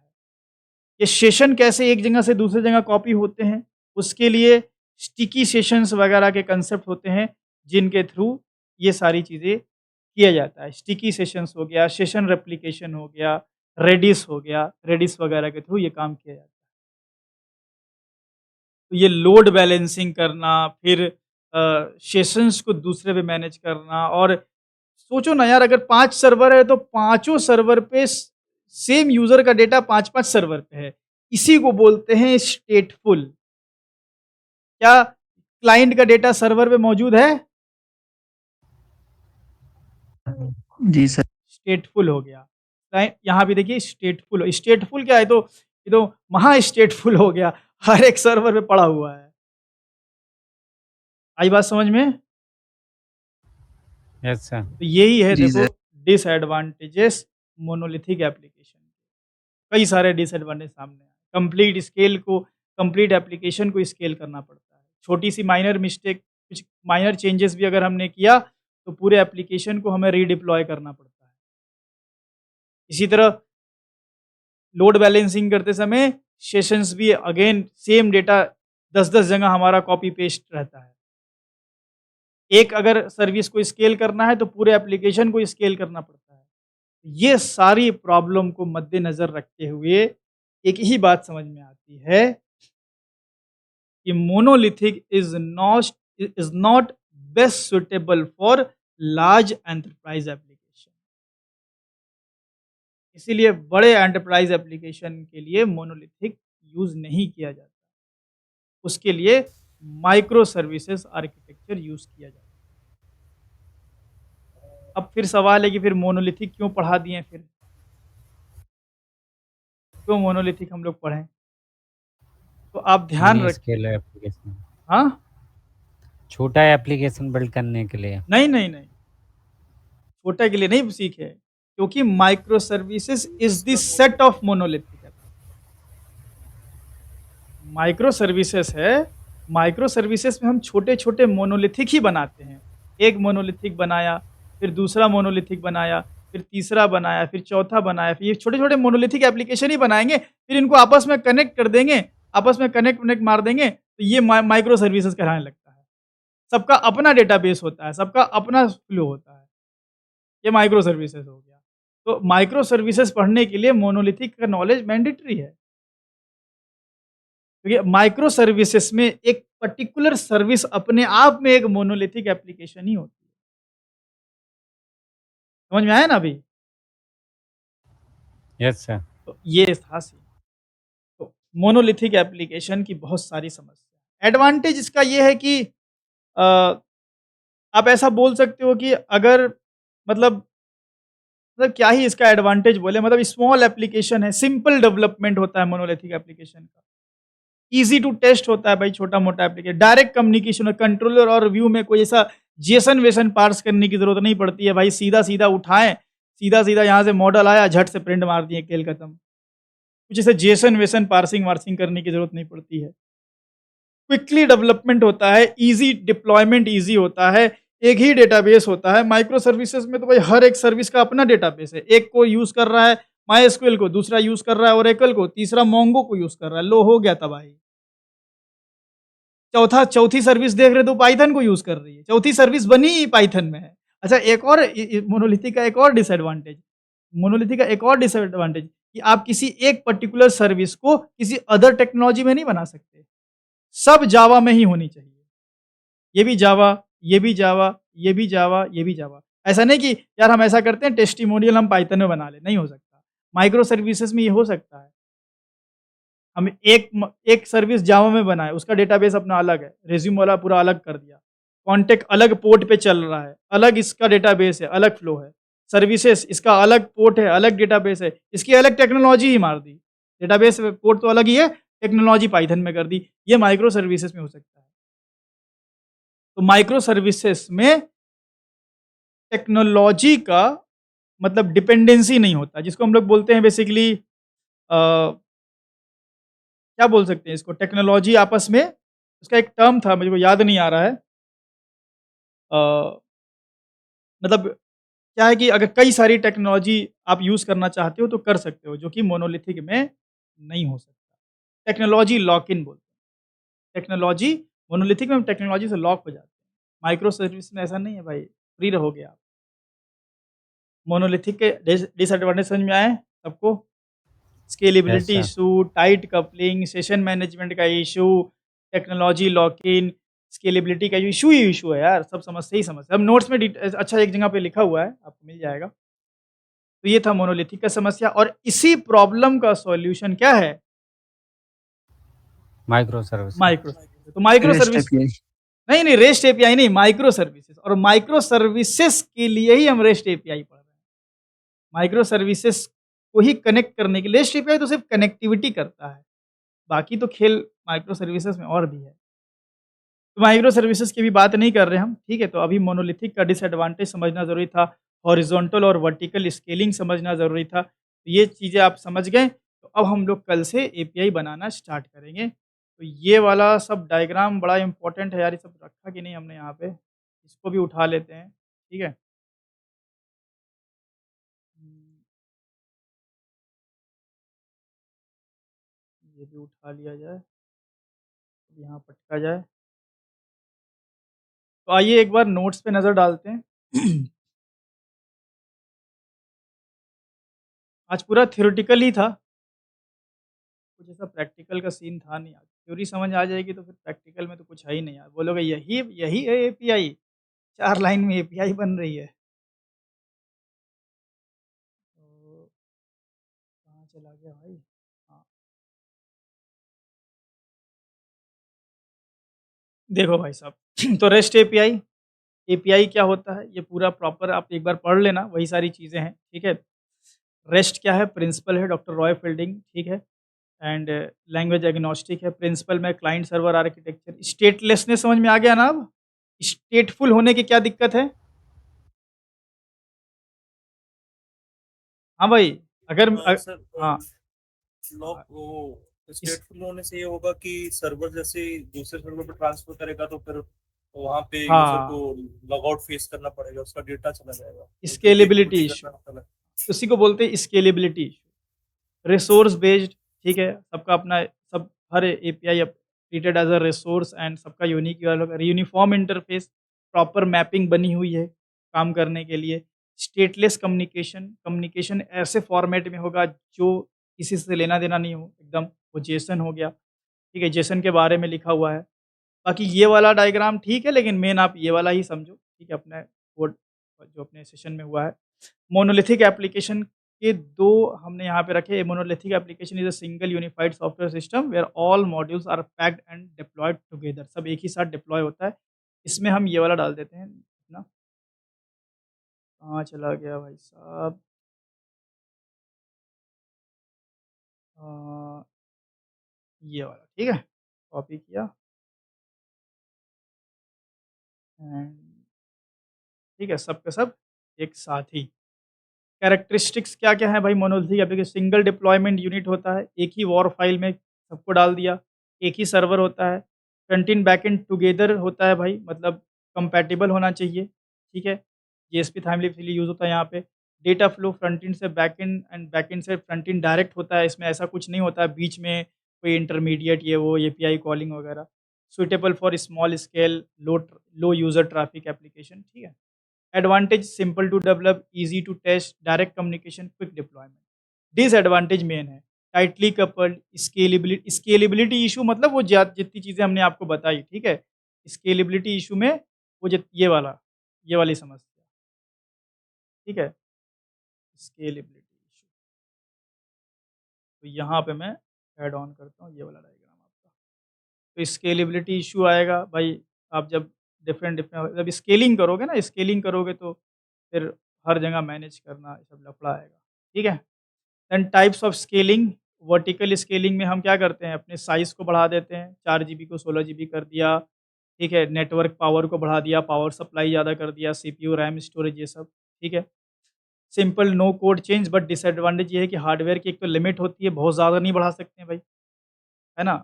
अब ऐसा थोड़ी भाई कि मतलब एकदम इनफाइनाइट बढ़ा दिए, उसकी भी एक लिमिट है। सारी जो आपका जो मदरबोर्ड है उसके कंपैटिबल कंपोनेंट्स ही लगा सकते हो आप। एक्सपेंसिव भी होता है बहुत, और सिंगल पॉइंट फेलियर मेन देखो प्रॉब्लम यही है, तो बहुत सारी चीज़ें लिख सकते हो लेकिन मेन ये है।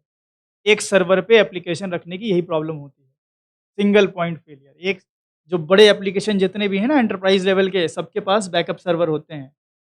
एक सर्वर फेल हुआ तो दूसरे पे हमारी रिक्वेस्ट जाने लगेगी तुरंत। हॉरिज़ॉन्टल स्केलिंग में क्या होता है कि सेम एप्लीकेशन को हम डिफरेंट सर्वर्स पे डालते हैं, लोड बैलेंसर का यूज़ करते हैं ट्रैफिक को मैनेज करने के लिए। Example deploy portfolio dot war on server 1, server B, server C, load balancer routes request कि सर्वर ये भर गया है तो 2 पे रिक्वेस्ट जाओ, खाली है तो ए पे जाओ, ये दोनों भर गया है तो सी पे जाओ। ये लोड बैलेंसर काम है। लोड बैलेंसर के यूज़ पे हम एनजिनिक्स यूज़ करते हैं, ठीक है? वो सब लिखने की कोई नीड नहीं है वैसे यहाँ पे। एडवांटेजेस, एडवांटेजेस में क्या है, can handle more traffic than vertical scaling if one server fail, अगर एक फेल हो गया तो दूसरा आपके पास एज अ बैकअप रहेगा, ये एक बड़ी चीज़ है। यहाँ मैं लिख भी देता हूँ वैसे में, लोड बैलेंसर के एग्जाम्पल में एनजिनिक्स, ठीक है? इसको एक्सप्लोर कर सकते हो आप चाहो तो, ठीक है? डिसएडवांटेज बहुत यहाँ पे है, सेशन मैनेजमेंट का इश्यू है, सॉल्यूशन भी है इसका लेकिन वो कॉम्प्लेक्स होता है, रेडिस वगैरह यूज़ करते हैं, sticky session. Still a monolithic, भाई डिफरेंट सर्वर पे डाला है लेकिन वो कंप्लीट एप्लीकेशन का इंस्टेंस डाला है। ऐसा नहीं है कि भाई भाई डिफरेंट सर्वर पे डालने का मतलब ये माइक्रो सर्विसेज नहीं हो गया। भाई सेम पूरे के पूरे एंटायर एप्लीकेशन डाला है, ऐसा नहीं किया कि एप्लीकेशन का आधा पार्ट यहाँ है, आधा पार्ट यहाँ। अगर आधा-आधा करते तो होता माइक्रो सर्विसेज। पूरा एप्लीकेशन यहाँ भी है, पूरा यहाँ पे भी है। तो स्टिल ये मोनोलिथिक ही है। कहाँ गया हमारा? स्टिल ये मोनोलिथिक है। माइक्रो सर्विसेज इन सभी का सॉल्यूशन है। लूज़ कपलिंग को प्रमोट करता है। सब इंडिपेंडेंट सर्विस होंगे, उनका अपना डेटाबेस, अपना पोर्ट, अपना सर्वर। अगर कोई आपकी सर्विस फेल हो गई, तो बाकी सर्विस चल रही होती है। यहाँ की तरह थोड़ी कि एरर आ गया तो एप्लीकेशन ही नहीं खुल रहा है। सर्वर का पोर्ट हो गया तो खत्म, एप्लीकेशन चल ही नहीं रहा है। तो माइक्रो सर्विसेज सॉल्यूशन, कई बार आप देखते होंगे कि पेमेंट फेलियर होता है या फिर प्रोडक्ट लोड नहीं हो रहा होता है, बावजूद दूसरे काम हो पा रहे होते हैं। बड़े एप्लीकेशन में बहुत रेयरली ऐसा होता है, कभी तो देखने को मिल जाता है कि अगर कोई पर्टिकुलर चीज़ नहीं चल रही तो लेकिन बाकी चीज़ चल रही होती है। तो ये सारी चीज़ें, इंडिपेंडेंट स्केलेबिलिटी, हर एक माइक्रो सर्विसेज में हर एक अपने आप में एक मोनोलिथिक प्रोजेक्ट, अपने आप में एक सर्विस है। तो हर एक मुझे सिर्फ पेमेंट को स्केल करना है, सिर्फ मेरे को रिज्यूमे को स्केल करना है, तो एक पर्टिकुलर सर्विसेज को स्केल किया जा सकता है, कोई दिक्कत नहीं होगी। पूरे एप्लीकेशन एक के लिए पूरे एप्लीकेशन को स्केल करने की ज़रूरत नहीं है। फास्टर डिप्लॉयमेंट, डिप्लॉय ओनली हाँ, अगर मान लो कि वही हमने बताया कि छोटा-सा चेंज करने पे पूरा एप्लीकेशन को हम रीडिप्लॉय करते थे, यहाँ पे ऐसा नहीं होगा। अगर मैंने रिज्यूमे वाले मॉड्यूल में चेंज किया तो मैं रिज्यूमे वाले को ही सिर्फ रीडिप्लॉय करूँगा, क्योंकि अपने आप में सब एक प्रोजेक्ट है, ठीक है। पॉलीग्लॉट फ्रीडम मतलब डिफरेंट डिफरेंट लैंग्वेज, यही टर्म याद नहीं आ रहा था, डिफरेंट डिफरेंट लैंग्वेजेस डेटाबेसेस तो अपने आप में यूज़ कर सकते हैं। Team autonomy, each team owns a service, faster development, तो ये सारे बेनिफिट हैं।